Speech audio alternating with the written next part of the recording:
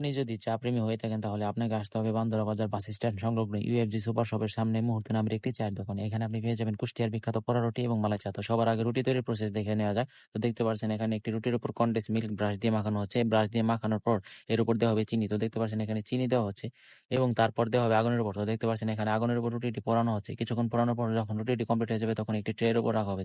তো এখন রুটিটি পোড়া কমপ্লিট হয়ে গেছে, এখন ট্রের উপর রাখার পালা। তো এখন চায়ের প্রসেস। তো দেখতে পাচ্ছেন কাপের ভেতর চিনি নেওয়া হয়েছে এবং দেওয়া হবে এখন দুধ। তো এখানে ২ চামচ দুধ দেওয়া হচ্ছে। এখন ২ চামচ দুধ দেওয়ার পর এর উপর দেওয়া হবে গরম লিকারযুক্ত পানি। তো এখন লিকারযুক্ত পানি দেওয়ার পালা। তো এখানে লিকারযুক্ত পানি দেওয়া হচ্ছে এবং লিকারযুক্ত পানি দেওয়া শেষে চামচ দিয়ে কিছুক্ষণ নাড়া হবে এবং এখন দেওয়া হবে এর উপর মালাই।